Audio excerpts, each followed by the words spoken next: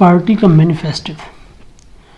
Europe کے اوپر ایک بھوت منڈلا رہا ہے، کمیونزم کا بھوت۔ اس بھوت کو اتارنے کے لیے پرانے یورپ کی تمام طاقتوں، پوپ اور بادشاہ، میٹرنک اور گیزو، فرانسیسی ریڈیکل اور جرمن پولیس کے جاسوسوں نے ایک مقدس اتحاد کر لیا ہے۔ وہ کون سی مخالف پارٹی ہے جسے اس کے ذی اقتدار حریفوں نے کمیونسٹ کہہ کر رسوا کیا؟ وہ کون سے مخالف ہیں جنہوں نے اپنے سے زیادہ ترقی پسند مخالف پارٹیوں پر اور اپنے رجعت پسند حریفوں پر بھی الٹا کمیونزم کا الزام نہیں لگایا؟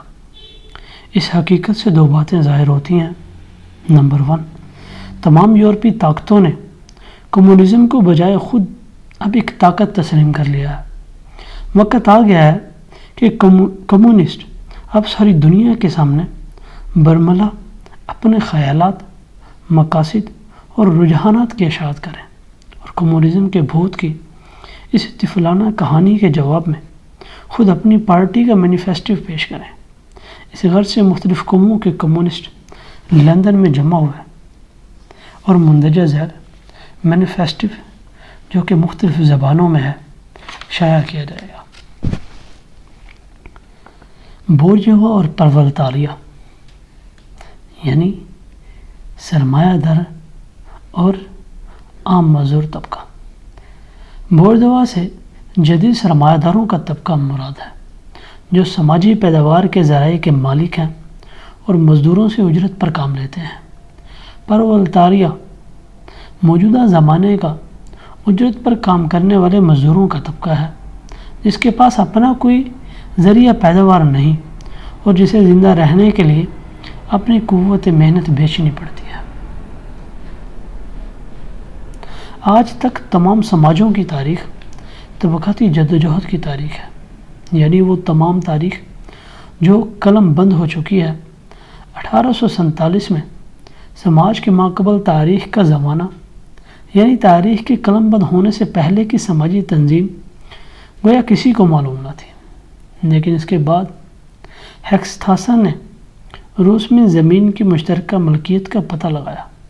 پھر مارور نے ثابت کیا کہ تمام قدیم جرمن نسلوں نے جب تاریخ کی دہلیز پر قدم رکھا تو اس وقت ان کی حیت اجتماعی کی بنیاد اس مشترکہ ملکیت پر تھی، اور رفتہ رفتہ پتہ چلا کہ ہندوستان سے آئرلینڈ تک ہر جگہ سماج دیہی برادریوں کی شکل میں منظم تھا یا اس شکل میں رہا ہے۔ اور مارگن نے جب کنبے کی اصل نوعیت اور قبیلے سے اس کے تعلق کا حال معلوم کر لیا تو اس قدیم کمیونسٹ سماج کی اندرونی تنظیم اس کی مخصوص شکل میں اندھیرے سے اجالے میں آ گئی۔ یہی دریافت مارگن کا سب سے بڑا کامیاب ہے۔ اس قدیم برادریوں کے تتر بتر ہونے پر سماج میں الگ الگ اور آخرکار مخالف طبقوں کا امتیاز پیدا ہو گیا۔ میں نے اپنی کتاب میں خاندان، ذاتی ملکیت اور ریاست کا آغاز، انتشار کا نقشہ کھینچنے کی کوشش کی ہے۔ آزاد اور غلام، جاگیردار اور زرعی غلام، استاد یعنی گلڈ ماسٹر، اہل حرفہ کی انجمنوں یعنی گلڈ کے پورے رکن ہوتے تھے۔ وہ پوری انجمن کے سردار نہیں بلکہ اس کے اندر کی حیثیت رکھتے تھے۔ اور کاریگر، غرض یہ کہ ظالم اور مظلوم برابر ایک دوسرے کے خلاف صف آرا رہے، کبھی کھلے بندوں اور کبھی پسے پردہ، ہمیشہ ایک دوسرے سے لڑتے رہے، اور ہر بار اس لڑائی کا انجام یہ ہوا کہ یا تو نئے سرے سے سماج کی انقلابی تعمیر ہوئی یا لڑنے والے طبقے ایک ساتھ تباہ ہو گئے۔ تاریخ کے ابتدائی زمانوں میں تقریباً ہر جگہ ہم سماج کو مختلف پرتوں میں تہہ بتہ پاتے ہیں۔ مختلف سماجی مراتب کا ایک پورا زینہ ملتا ہے۔ قدیم روم میں ہمیں نائٹ، پلیبین اور غلام ملتے ہیں۔ عہد وسطیٰ میں جاگیردار، اسامی، استاد، کاریگر، شاگرد، زرعی غلام، اور تقریباً ان تمام طبقوں میں مزید ذیلی تقسیمیں بھی ہیں۔ جدید بورژوا سماج نے، جو کہ جاگیردار سماج کے کھنڈروں سے ابھرا ہے، طبقاتی اختلافات کو دور نہیں کیا۔ اس نے تو محض پرانے کی جگہ نئے ظلم کی صورتیں اور جد و جہد کی نئی شکلیں پیدا کرتی ہیں۔ پھر بھی ہمارا عہد جو بورژوا طبقے کا عہد ہے ایک امتیازی صفت رکھتا ہے۔ اس نے طبقاتی اختلافات کی پیچیدگی کو کم کر دیا۔ سماج بحیثیت مجموعی دن بدن دو بڑے مخالف مورچوں میں، دو بڑے طبقوں بورژوا اور پرولتاریہ میں بڑھتا چلا جا رہا ہے، جو ایک دوسرے کے خلاف سفر ہے۔ عہد وسطیٰ کے ذریعے غلاموں سے ابتدائی شہروں کے حقوق یافتہ شہری پیدا ہوئے تھے۔ انہی شہروں سے بورژوا طبقے کے ابتدائی عناصر کی نشو نما ہوئی۔ امریکہ کی دریافت اور افریقہ کے گرد جہاز رانی شروع ہونے کی وجہ سے ابھرتے ہوئے بورژوا طبقے کے لیے نئی راہیں کھل گئیں۔ ایسٹ انڈیا، چین کی منڈیوں، امریکہ کی نو آباد کاری، نو آبادیوں کے ساتھ تجارت، ذرائع تبادلہ اور عام طور سے اجناس کی کثرت نے تجارت، جہاز رانی اور صنعت کو ایسی ترغیب دی جو کہ اس سے پہلے کبھی دیکھنے میں نہیں آئی تھی، اور اس کی وجہ سے گرتے ہوئے جاگیردار سماج میں انقلابی عناصر کو تیزی سے بڑھنے کا موقع ملا۔ صنعت کا جاگیردارانہ یا مستری خانوں کا سابق نظام اب نئی منڈیوں کی بڑھتی ہوئی مانگوں کے لیے ناکافی ہو گیا۔ کارخانہ نظام نے اس کی جگہ لے لی۔ استاد یعنی گلڈ کو درمیانی کارخانہ دار پرت نے نکال باہر کیا۔ ہر کارخانے کی اندرونی تقسیم محنت کے مقابلے میں اہل حرفہ کی مختلف جماعتوں کی باہمی تقسیم محنت ختم ہو گئی۔ اس اثنا میں منڈیاں برابر پھیلتی رہیں، مانگ برابر بڑھتی رہی، حتیٰ کہ کارخانہ داری بھی اب کافی نہ ہو سکی۔ تب بھاپ اور مشین نے صنعتی پیداوار میں انقلاب برپا کر دیا۔ کارخانہ داری کی جگہ دو ہیکل جدید صنعت نے اور درمیانی کارخانہ دار پرت کی جگہ صنعتی کروڑ پتیوں نے، بڑی بڑی صنعتی فوجوں کے لیڈر جدید بورژوا طبقے نے لے لی۔ جدید صنعت نے عالمگیر منڈی قائم کی، جس کے لیے امریکہ کی دریافت سے نئی راہ کھل چکی تھی۔ اس منڈی نے تجارت، جہاز رانی اور خشکی کے وسائل آمد و رفت کو زبردست ترقی دی۔ اس ترقی سے صنعت کے بڑھنے میں اور مدد ملی۔ جیسے جیسے صنعت، تجارت، جہاز رانی، ریلووں کو توسیع ہوئی، اسی مناسبت سے بورژوا طبقے کی نشو نما ہوئی۔ اس نے اپنا سرمایہ بڑھایا اور ہر اس طبقے کو دھکیل کر پیچھے کر دیا جو عہد وسطیٰ سے چلا آ رہا تھا۔ غرض ہم دیکھتے ہیں کہ خود جدید بورژوا طبقہ ارتقاء کے ایک طویل سلسلے کا پیداوار اور تبادلے کے طریقوں میں مسلسل کئی تغیرات کا نتیجہ ہے۔ بورژوا طبقے نے اپنی نشو نما کے دوران جو قدم بھی اٹھایا، اس کے ساتھ اسی مناسبت سے اس طبقے کی سیاسی ترقی بھی ہوئی۔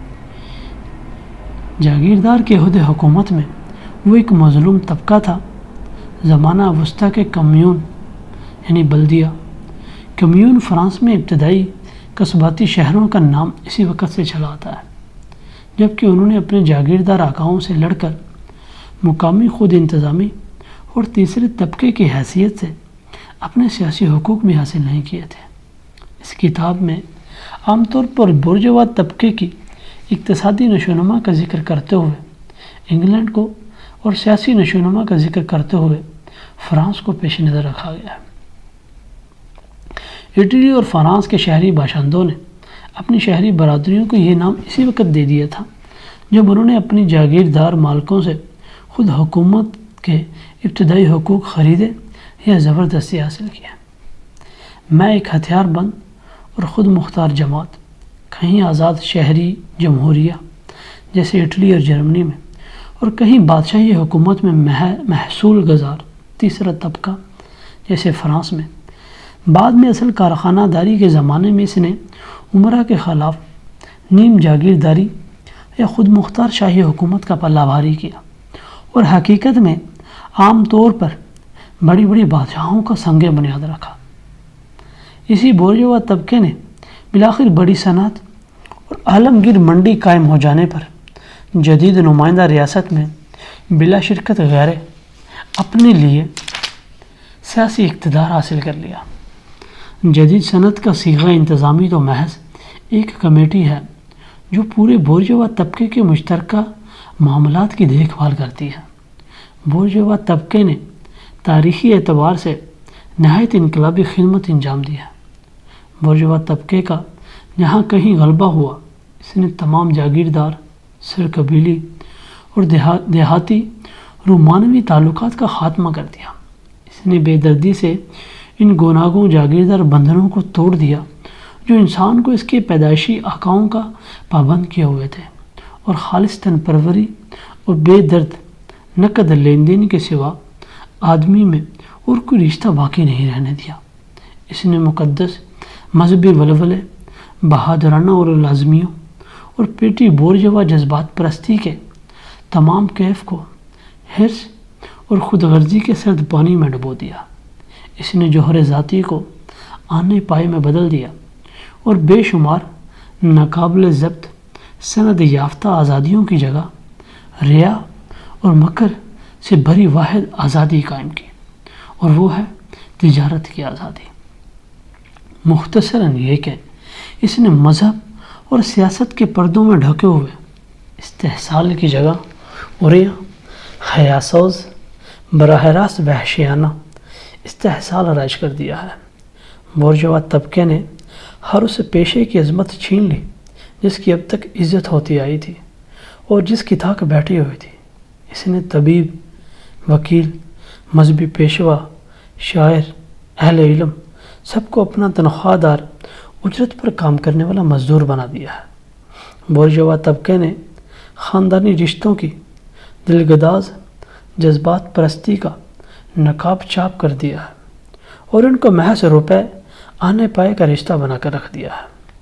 بورژوا طبقے نے یہ راز فاش کر دیا کہ عہد وسطیٰ میں اپنے کسی بل کی وحشیانہ نمائش کا، جس کے رجت پسند اور اس قدر دل دادا ہیں اور سخت کاہلی اور عیش پرستی کا چولی دامن کا ساتھ تھا، وہ پہلا طبقہ ہے جس نے دکھا دیا کہ انسان کارگزاری کیا کچھ کر سکتی ہے۔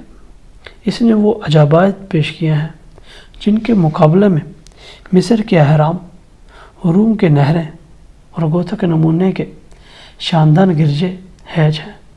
اس نے وہ وہمیں سر کی ہیں جس کے سامنے تمام اگلے زمانوں کی قوموں کی مہمیں اور صلیبی جنگیں مات ہیں۔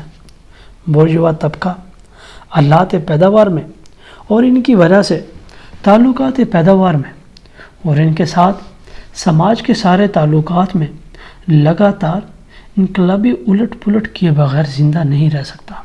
اس کے برعکس پیداوار کے پرانے طریقوں کو بلا کسی رد و بدل کے جو کہ تو قائم رکھنا پہلے زمانے کے تمام صنعتی طبقوں کے بقا کی پہلی شرط تھی۔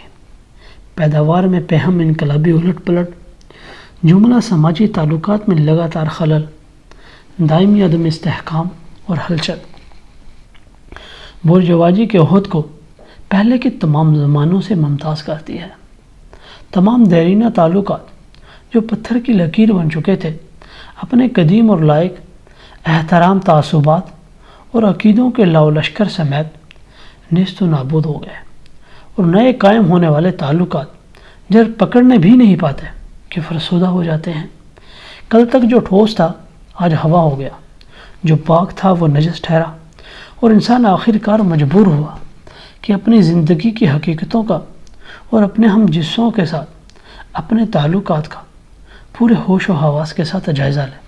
اپنے مال کے لیے منڈی کو برابر بڑھاتے رہنے کی ضرورت بورژوا طبقے سے سارے جہان کی خاک چھنواتی ہے۔ اسے ہر شاخ پر آشیانہ بنانا پڑتا ہے، ہر جگہ گھر بسانا پڑتا ہے، ہر جگہ تعلقات قائم کرنے ہوتے ہیں۔ بورژوا طبقے نے عالمگیر منڈی کے استحصال کے ذریعے ہر ملک میں پیداوار اور کھپت کو آفاقی رنگ دے دیا ہے۔ رجت پسند سخت خفا ہیں کہ صنعت جس قومی بنیاد پر کھڑی تھی وہ زمین اس کے پاؤں تلے سے نکل گئی۔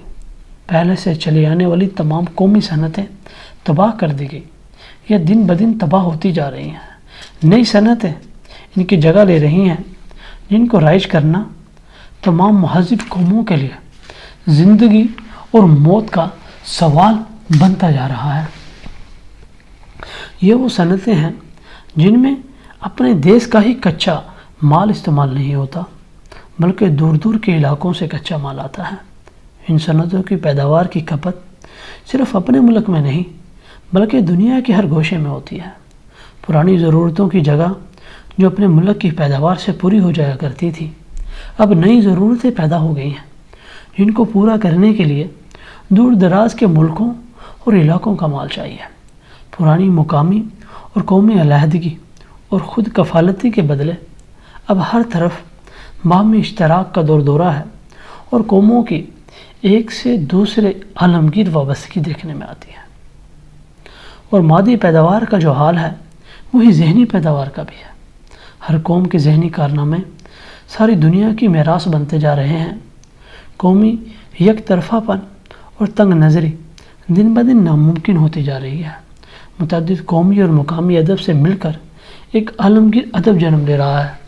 بورژوا طبقہ تمام آلات پیداوار کو تیزی سے ترقی دیتا اور آمد و رفت کے وسیلوں کو بے حد آسان بناتا رہتا ہے، اور ان کے بل پر وہ تمام قوموں کو حتیٰ کہ انتہائی وحشی قوموں کو بھی تہذیب کے دائرے میں کھینچ لاتا ہے۔ اس کے تجارتی مال کی ارزانی گولے بارود کا کام کرتی ہے، جن سے مار مار کر وہ ہر دیوار چین کو گرا دیتا ہے، اور ضدی سے ضدی وحشیوں کو جن کے دل سے غیروں کی نفرت کا جذبہ مارے نہیں مرتا، ہار ماننے پر مجبور کر دیتا ہے۔ وہ تمام قوموں کو مجبور کرتا ہے کہ بورژوا طبقہ پیداوار اختیار کرے یا فنا ہو جائے۔ وہ انہیں مجبور کرتا ہے کہ وہ بھی ان کی منہ بولی تہذیب کو اپنے یہاں رائج کریں، یعنی وہ خود بھی بورژوا بنے۔ مختصراً یہ کہ وہ اپنے سانچے میں ایک دنیا کو ڈھال لیتا ہے۔ بورژوا طبقے نے دیہات کو شہروں کے تابع کر دیا ہے۔ اس نے بڑے بڑے شہر بسائے ہیں، دیہات کے مقابلے میں شہری آبادی کو بہت بڑھا دیا ہے، اور اس طرح آبادی کے ایک بڑے حصے کو دیہاتی زندگی کے گنوار پن سے چھٹکارا دلایا۔ جس طرح اس نے دیہات کو شہروں کا دست نگر بنایا، اسی طرح غیر مہذب اور نیم مہذب ملکوں کو مہذب ملکوں کا، کسانوں کی قوموں کو بورژوا قوموں کا، مشرق کو مغرب کا محتاج بنایا ہے۔ بورژوا طبقہ ذرائع پیداوار ملکیت اور آبادی کی تتر بتر حالت کو دن بدن ختم کرتا جا رہا ہے۔ اس نے کثیر آبادیوں کو اکٹھا کیا ہے، ذرائع پیداوار کو مرکزیت بخشی ہے، اور ملکیت کو چند ہاتھوں میں بٹور لیا ہے۔ اس کا لازمی نتیجہ سیاسی مرکزیت تھا۔ صوبے جو آزاد تھے یا جن میں کوئی واضح تعلق نہیں تھا، جن کے مفاد، قانون، حکومتیں اور محصول کے طریقے الگ الگ تھے، اب مل کر ایک قوم بن گئے ہیں، جس کی ایک حکومت ہے، قانون کا ایک ہی ضابطہ ہے، ایک قومی طبقاتی مفاد ہے، ایک سرحد اور ایک کسٹم ڈیوٹی ہے۔ بورژوا طبقے نے اپنے بامشکل 100 برس کے دور حکومت میں اتنی بڑی اور دیو پیکر پیداواری قوتیں تخلیق کر لی ہیں کہ پچھلی تمام نسلیں مل کر بھی نہ کر سکی تھیں۔ قدرت کی طاقتوں پر انسان کی کار فرمائی، مشینیں، صنعت اور زراعت میں کیمیا کا استعمال، دخانی جہاز رانی، ریلیں، تار برقی، کھیتی کے لیے پورے کے پورے براعظموں کی صفائی، نہریں بنا کر دریاؤں کو ملانا، اور گویا جادو کے زور سے زمین کا سینہ چیر کر چشم زدن میں بڑی بڑی آبادیوں کا ظہور میں آ جانا، آج سے پہلے کسی زمانے کے لوگوں کے وہم و گمان میں بھی یہ بات آ سکتی تھی کہ اجتماعی محنت کی گود میں ایسی پیداواری طاقتیں پڑی سو رہی ہیں۔ چنانچہ ہم دیکھتے ہیں کہ پیداوار اور تبادلہ کے وسیلے جن کی بنیاد پر بورژوا طبقے نے اپنے آپ کو بنایا، جاگیردار سماج میں پیدا ہوئے تھے۔ پیداوار اور تبادلہ کے ان وسیلوں کی نشو و نما میں ایک منزل ایسی آئی کہ جاگیردار سماج کے حالات میں، جن میں مال کی پیداوار اور اس کا تبادلہ ہوتا تھا، زراعت اور کارخانہ داری صنعت کی جاگیردار تنظیم کے اندر مختصر یہ کہ ملکیت کی جاگیردار رشتوں سے اب بڑی ہوئی پیداواری قوتوں کا نباہ ناممکن ہو گیا۔ یہ رشتے ان قوموں کے پیروں کی زنجیر بن گئے۔ ان زنجیروں کو توڑنا تھا، ان کو توڑ دیا گیا۔ اب آزاد مقابلے نے ان کی جگہ لے لی اور اپنے حسب حال کی ایک سماجی اور سیاسی نظام اور بورژوا طبقے کا اقتصادی اور سیاسی اقتدار بھی ساتھ لے آیا۔ اسی قسم کی ایک تبدیلی خود ہماری آنکھوں کے سامنے ہو رہی ہے۔ جدید بورژوا سماج نے گویا جادو کے زور سے پیداوار اور تبادلے کے عظیم الشان وسیلے کھڑے کر لیے ہیں، مگر پیداوار، تبادلہ اور ملکیت کے اپنے رشتوں سمیت اس سماج کی حالت اس شعبدہ گھر کی سی ہے جس نے اپنے جادو سے شیطانی طاقتوں کو جگا تو لیا ہے مگر اب قابو میں نہیں رکھ سکتا۔ پچھلے 20 برسوں سے صنعت اور تجارت کی تاریخ جدید پیداواری قوتوں کی بغاوت کی تاریخ ہے۔ بغاوت جدید تعلقات پیداوار کے خلاف، ملکیت کے رشتوں کے خلاف جو بورژوا طبقے اور اس کے اقتدار کو قائم رکھنے کے لیے ضروری ہے۔ اس سلسلے میں ان تجارتی بحرانوں کا ہی نام لینا کافی ہے جو برابر کچھ وقفے کے بعد لوٹ کر آتے رہتے ہیں اور پورے بورژوا سماج کی زندگی کو ہر بار پہلے سے بھی بڑے خطرے میں ڈال دیتے ہیں۔ ان بحرانوں میں ہر بار صرف تیار مال کا ہی نہیں بلکہ پہلے کی بنی ہوئی پیداواری قوتوں کا بھی ایک بڑا حصہ برباد کر دیا جاتا ہے۔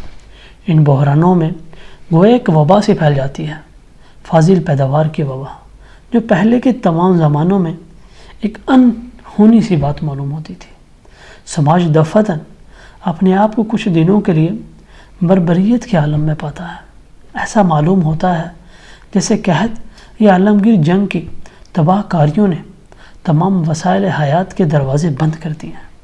صنعت و تجارت برباد ہوتی نظر آتی ہے، اور یہ کیوں؟ اس لیے کہ تمدن کی برکتوں کی افراط ہے، زندگی کے وسائل کی افراط ہے، صنعت کی افراط ہے، تجارت کی افراط ہے۔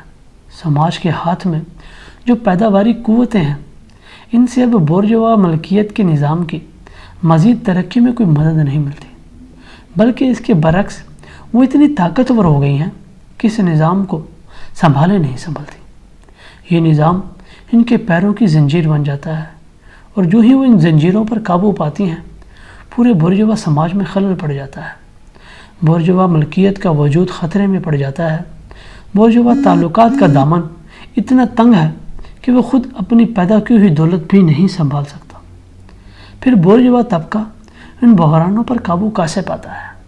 اس کے لیے ایک طرف پیداواری قوتوں کا بڑا حصہ زبردستی برباد کر دیا جاتا ہے، دوسری طرف نئی منڈیوں پر قبضہ کر لیا جاتا ہے اور پرانی منڈیوں کا استحصال اور بھی زیادہ شدت سے کیا جانے لگتا ہے۔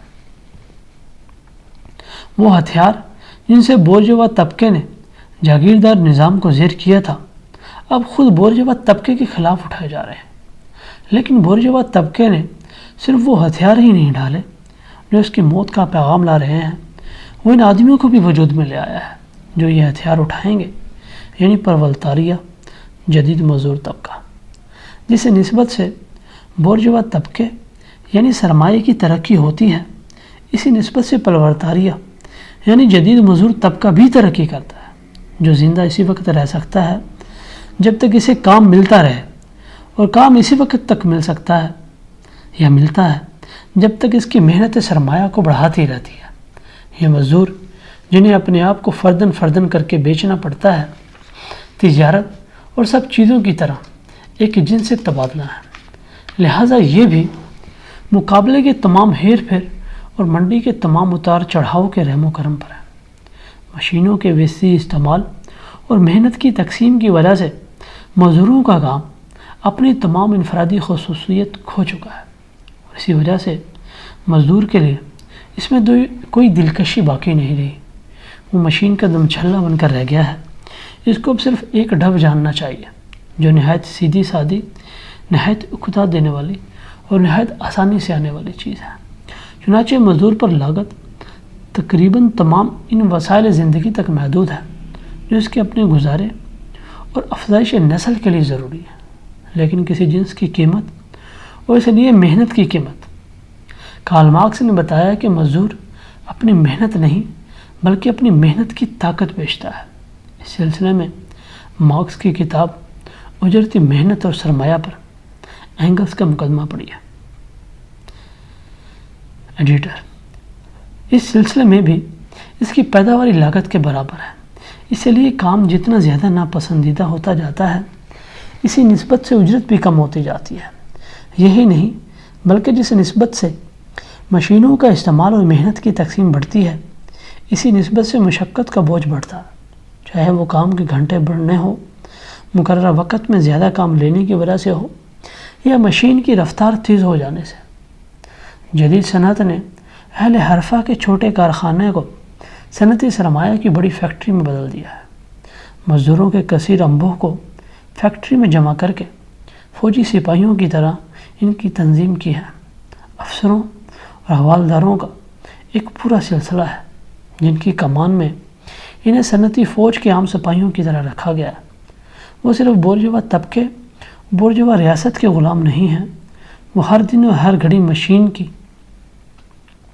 نگران کار کی اور سب سے بڑھ کر انفرادی طور پر کارخانے کے مالک بورژوا کی غلامی کرتے ہیں۔ یہ ظالمانہ نظام جس قدر کھلے بند و نفع خوری کو اپنے غرض و غایت بناتا ہے اسی قدر ذلیل، قابل نفرت اور تلخ تر ہوتا چلا جاتا ہے۔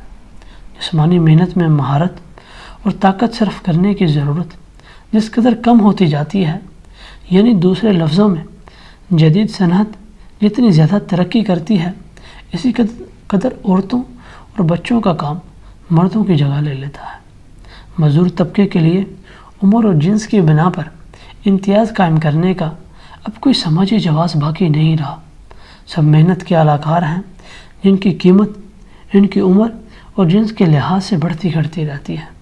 جو ہی کارخانہ دار کے ہاتھوں مزدور کا استحصال کچھ دیر کے لیے رکتا ہے اور اسے اپنی اجرت کے نقد پیسے ملتے ہیں، ویسے ہی بورژوا طبقے کے دوسرے حصے، مالک مکان، دکاندار، ساہوکار وغیرہ اس پر ٹوٹ پڑتے ہیں۔ درمیانی طبقے کے نچلے حصے، چھوٹے کارخانہ دار، چھوٹے تاجر اور عموماً کاروبار چھوڑ بیٹھنے والے تاجر، دستکار اور کسان، یہ سب گرتے گرتے پرولتاریہ میں جا ملتے ہیں۔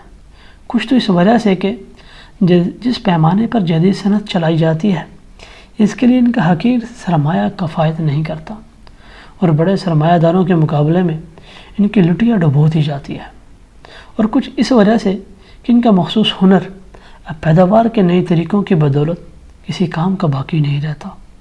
اس طرح آبادی کے ہر طبقے سے لوگ بھرتی ہو کر پرولتاریہ میں آتے رہتے ہیں۔ مزدور طبقہ نشو نما کی کئی منزلوں سے گزرتا ہے۔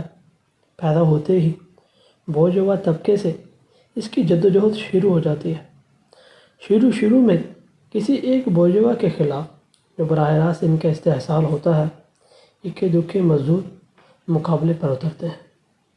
پھر ایک فیکٹری میں کام کرنے والا ہے۔ ان کے حملے کا رخ صرف بورژوا تعلقات پیداوار کے خلاف نہیں بلکہ خود آلات پیداوار کے خلاف ہوتا ہے۔ وہ باہر سے آئی ہوئی مصنوعات کو جو ان کی محنت سے مقابلہ کرتی ہیں برباد کرنے لگتے ہیں۔ وہ مشینوں کو پاش کر دیتے ہیں، کارخانوں میں آگ لگا دیتے ہیں، حیدر وسطیٰ کے کاریگروں کے کھوئے ہوئے مرتبے کو زبردستی پھر لانا چاہتے ہیں۔ اس وقت مزدور تتر بتر حالت میں سارے ملک میں بکھرے ہوتے ہیں۔ آپس کے مقابلے سے ان کا شیرازہ منتشر رہتا ہے۔ اگر کہیں کہیں وہ مل کر زیادہ گٹی ہوئی جماعت بناتے ہیں تو یہ ابھی تک ان کے اپنے عملی اتحاد کا نتیجہ نہیں بلکہ بورژوا طبقے کے اتحاد کا نتیجہ ہے۔ یہ طبقہ خود اپنا سیاسی مقصد پورا کرنے کے لیے مجبور ہوتا ہے کہ پورے مزدور طبقے کو حرکت میں لائے، اور اس میں سے وقت تک ایسا کرنے کی قدرت بھی ہوتی ہے۔ اس لیے اس مرحلے پر مزدور طبقہ اپنے دشمنوں سے نہیں بلکہ اپنے دشمنوں کے دشمنوں سے، مطلق العنان بادشاہت کی بچی کچی نشانیوں سے، زمینداروں سے، غیر صنعتی بورژوا اور پوٹی بورژوا طبقے سے لڑتا رہتا ہے۔ غرض یہ کہ تاریخ کی ساری حرکت کی باغ ڈور بورژوا طبقے کے ہاتھوں میں ہوتی ہے، اور ان حالات میں جو فتح حاصل ہوتی ہے وہ بورژوا طبقے کی فتح ہوتی ہے۔ لیکن صنعت کی ترقی کے ساتھ مزدور طبقہ صرف تعداد میں ہی نہیں بڑھتا بلکہ وہ بڑی سے بڑی تعداد میں مرکوز ہونے لگتا ہے۔ اس کی طاقت بڑھتی ہے اور اسے روز بروز اپنی طاقت کا احساس ہونے لگتا ہے۔ جیسے جیسے مشین محنت کے تمام امتیازوں کو مٹاتی جاتی ہے اور تقریباً ہر جگہ اجرتوں کو ایک ہی ادنیٰ سطح پر لے آتی ہے۔ اسی نسبت سے مزدور طبقے کی صفوں کے اندر مختلف مفاد اور زندگی کی مختلف حالتوں میں یکسانیت پیدا ہوتی ہے۔ بورژوا طبقے میں بڑھتا ہوا مقابلہ اور اس کی بدولت تجارتی بحران مزدوروں کی اجرتوں میں آئے دن اتار چڑھاؤ پیدا کرتے رہتے ہیں۔ مشینوں میں نت نئے سدھار اور ان کی تیز سے تیز تر ترقی کی وجہ سے مزدوروں کی روزی دن بدن خطرے میں پڑ جاتی ہے۔ اکے دکے مزدوروں اور بورژوا لوگوں کی جھڑپیں روز بروز دو طبقوں کی ٹکر کی صورت میں اختیار کر جاتی ہیں۔ تب بورژوازی کے خلاف مزدور اپنی انجمنیں یعنی ٹریڈ یونینز بنانے لگتے ہیں۔ اجرت کی شرح کو قائم رکھنے کے لیے وہ آپس میں مل جاتے ہیں۔ اپنی وقتی بغاوتوں کے لیے پہلے سے بندوبست کرنے کی غرض سے وہ مستقل انجمنیں قائم کرتے ہیں۔ کہیں کہیں یہ ٹکر کھلی بغاوت کی صورت اختیار کر لیتی ہے۔ کبھی کبھار مزدوروں کی جیت ہوتی ہے، مگر چند روزہ۔ ان کی جد و جہد کا اصلی پھل فوری کامیابیوں میں نہیں بلکہ مزدوروں کے دن بدن بڑھتے ہوئے اتحاد میں ہے۔ اس اتحاد کو آمد و رفت کے ان ترقی یافتہ وسیلوں سے بڑی مدد ملتی ہے جنہیں جدید صنعت نے جنم دیا ہے اور جن کی مدد سے مختلف جگہوں کے مزدوروں میں ربط پیدا ہوتا ہے، اور یہی ربط ہے جس کی سب سے زیادہ ضرورت تھی تاکہ تمام مقامی جدوجہد اس کی نوعیت سب جگہ ایک سی ہے، ایک مرکز پر لائی جا سکے اور اسے قومی پیمانے پر طبقاتی جدوجہد کی صورت دی جا سکے۔ لیکن ہر طبقاتی جدوجہد ایک سیاسی جدوجہد ہے، اور وہ اتحاد جسے حاصل کرنے کے لیے عہد وسطیٰ کے شہریوں کو اپنی خستہ حال شاہراہوں کی وجہ سے صدیاں درکار تھی، جدید مزدور طبقے نے ریلوں کی برکت سے چند برسوں میں قائم کر لیا۔ ایک طبقے کی صورت میں اور اس کے نتیجے کے طور پر ایک سیاسی پارٹی میں مزدور طبقے کی یہ تنظیم خود مزدوروں کے آپس کے مقابلے کی بدولت برابر الٹتی رہتی ہے، لیکن ہر بار وہ پہلے سے زیادہ مضبوط، زیادہ پائیدار اور زیادہ طاقتور ہو کر اٹھ کھڑی ہوتی ہے۔ خود بورژوا طبقے کے اندر کی پھوٹ سے فائدہ اٹھا کر وہ مزدوروں کے انفرادی مفاد قانون کی نظر میں تسلیم قرار دیتی ہے۔ چنانچہ انگلینڈ میں 10 گھنٹے کام کا قانون اسی طرح منظور ہوا تھا۔ پھر الجملہ پرانے سماج کے طبقوں کی آپس کی ٹکریں مزدور طبقے کی نشو و نما میں کئی طرح سے مددگار ہوتی ہیں۔ بورژوا طبقہ اپنے آپ کو مسلسل جدوجہد میں مبتلا پاتا ہے، شروع میں طبقہ امرا کے خلاف، پھر بورژوا طبقے کے ان حصوں کے خلاف جن کے مفاد صنعت کی ترقی سے ٹکرانے لگتے ہیں، اور ساری بدیسی بورژوازی کے خلاف تو ہر زمانے میں۔ ان سب لڑائیوں میں وہ مجبور ہوتا ہے کہ مزدور طبقے سے اپیل کرے، اس سے مدد مانگے اور اس طرح اسے سیاست کے میدان میں کھینچ لائے۔ غرض یہ کہ خود بورژوا طبقہ پرولتاریہ کو اپنی سیاسی اور عام تعلیم کی مبادیات سے لیس کرتا ہے۔ دوسرے لفظوں میں وہ خود ہی پرولتاریہ کے ہاتھوں میں بورژوا طبقے سے لڑنے کے ہتھیار دے دیتا ہے۔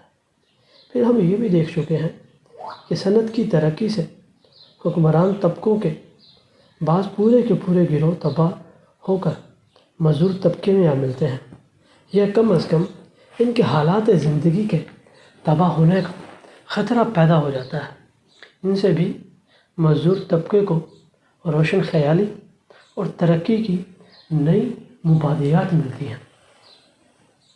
بالآخر جب طبقاتی جدوجہد کے فیصلہ کن مرحلے قریب آتے ہیں تو حکمران طبقے کی اندر اور دراصل پورے پرانے سماج کے اندر انتشار کا یہ سلسلہ اتنا شدید اور نمایاں صورت اختیار کر لیتا ہے کہ حکمران طبقے کا ایک مختصر گروہ اسے ٹوٹ کر الگ ہو جاتا ہے اور انقلابی طبقے میں آ ملتا ہے۔ اس طبقے میں جس کے ہاتھ میں مستقبل کی باغ ڈور ہے، جس طرح اس سے پہلے دور میں طبقہ امرا کا ایک حصہ بورژوا طبقے سے آ ملا تھا، اسی طرح آج بورژوا طبقے کا ایک حصہ پرولتاری طبقے کا ساتھ اختیار کر لیتا ہے۔ خاص کر بورژوا اہل فکر کا وہ حصہ جو اس بلندی پر پہنچ گیا ہے کہ بحیثیت مجموعی پوری تاریخی ارتقاء کو نظریاتی طور سے سمجھ سکے۔ بورژوا طبقے کے روبرو اس وقت جتنے طبقے کھڑے ہیں ان سب میں ایک پرولتاریہ ہی حقیقت میں انقلابی ہے۔ دوسرے طبقے جدید صنعت کے مقابلے میں زوال پذیر اور بالآخر ناپید ہوتے جاتے ہیں۔ پرولتاریہ اس کی مخصوص اور لازمی پیداوار ہے۔ درمیانی پرت، چھوٹے کارخانہ دار، دکاندار، دستکار، کسان سبھی بورژوا طبقے سے لڑتے ہیں تاکہ درمیانی پرت کی حیثیت سے اپنی ہستی کو مٹنے سے بچائیں۔ اس لیے وہ انقلابی نہیں، قدامت پرست ہیں۔ اتنا ہی نہیں، وہ رجت پرست بھی ہیں، کیونکہ وہ تاریخ کی گنگا کو الٹا بہانا چاہتے ہیں۔ اگر کبھی وہ انقلابی بنتے ہیں تو صرف یہی دیکھ کر کہ ان کے لیے پرولتاریہ کے ساتھ ملنے کی گھڑی قریب آن پہنچی ہے۔ یوں وہ اپنے حال کے نہیں، مستقبل کے مفاد کی حفاظت کرتے ہیں کہ پرولتاریہ کے نقطہ نظر پر پہنچنے کے لیے خود اپنے نقطہ نظر سے دستبردار ہو جاتے ہیں۔ ہو سکتا ہے کہ سرمایہ دارانہ سماج میں طبقات سے ٹوٹی ہوئی تہہ جو پیداواری عوامل سے نکالے ہوئے لوگوں، بھکھ منگوں، آوارہ گردوں، رنڈیوں اور مجرموں وغیرہ پر مشتمل ہوتی ہے، وہ بڑی بڑی سڑنے والی پیداوار جسے پرانے سماج کی سب سے نچلی تہیں چھوڑ گئی ہیں، کہیں کہیں پرولتاری انقلاب کی تحریک کے بہاؤ میں آ جائے۔ لیکن ان کی زندگی کے حالات ایسے ہیں کہ اس میں رجت پرستوں کی سانٹھ گانٹھ میں بھاڑے کا ٹٹو بننے کی رجحان زیادہ ہوتا ہے۔ پرولتاریہ کے حالات زندگی میں پرانے سماج کے حالات زندگی ختم ہو جاتے ہیں۔ پرولتاریہ کی کوئی ملکیت نہیں اپنے بیوی اور بچوں سے، اس کے تعلقات میں اور بورژوا خانوی زندگی میں اب کوئی چیز مشترک نہیں رہتی۔ جدید صنعتی محنت نے، سرمایہ کی جدید غلامی نے، جو انگلینڈ اور فرانس میں، امریکہ اور جرمنی میں سب جگہ ایک ہے، اس سے قومی کردار کی ہر نشانی چھین لیا۔ قانون، اخلاق، مذہب سب اس کے لیے بورژوا طبقے کے گھونسلے سے زیادہ نہیں ہیں، جن میں ایک ایک کے پیچھے بورژوا مفاد گھات لگائے بیٹھا ہے۔ پہلے کے تمام طبقوں نے جب کبھی غلبہ پایا تو اپنے حاصل کیے ہوئے مرتبے کو پائیدار بنانے کے لیے پورے سماج کو اپنے نظام تصرف کے تابع کر دینا چاہا۔ پرولتاری جب تک خود اپنے سابقہ طریقہ تصرف کو اور اسی طرح تصرف کے ہر سابقہ طریقے کو منسوخ نہ کر ڈالے، سماج کی پیداواری قوتوں کا مالک نہیں بن سکتے۔ ان کا اپنا کچھ نہیں اسے قائم رکھنا ہو اور جس کی حفاظت کرنی ہو۔ ان کا منصب ذاتی ملکیت کے جملہ سابقہ تحفظات اور ضمانتوں کو مٹانا ہے۔ پہلے کی تمام تاریخی تحریکیں اقلیتوں کی تحریکیں تھیں یا اقلیتوں کے حق میں تھیں۔ مزدور تحریک بہت بڑی اکثریت کے حق میں، بہت بڑی اکثریت کے مفادات کے لیے آزاد تحریک ہے۔ پرولتاریہ موجودہ سماج میں سب سے نچلے درجے پر ہے۔ جب تک مروجہ سماج کے بلائی پرتوں کے تمام تار و پود بکھیر نہ دیے جائیں، وہ نہ تو جنبش کر سکتا ہے اور نہ سر اٹھا سکتا ہے۔ بورژوا طبقے کے خلاف پرولتاریہ کی جدوجہد معنوی اعتبار سے تو نہیں، مگر اپنی صورت میں شروع میں ایک قومی جدوجہد ہوتی ہے۔ ظاہر ہے کہ ہر ملک کے پرولتاریہ کو سب سے پہلے اپنے ہی بورژوا طبقے سے نپٹنا پڑتا ہے۔ پرولتاریہ کی نشو و نما کے بالکل عام مدارج بیان کرتے ہوئے ہم نے اس خانہ جنگی کا خاکہ کھینچا تھا جو موجودہ سماج میں کسی قدر پوشیدہ طور پر زور و شور سے جاری ہے، حتیٰ کہ ایک منزل ایسی آتی ہے جبکہ یہ جنگ کھلم کھلا انقلاب کی صورت اختیار کر لیتی ہے اور بورژوا طبقے کا تختہ زبردستی الٹ کر پرولتاریہ کے اقتدار کی بنیاد رکھی جاتی ہے۔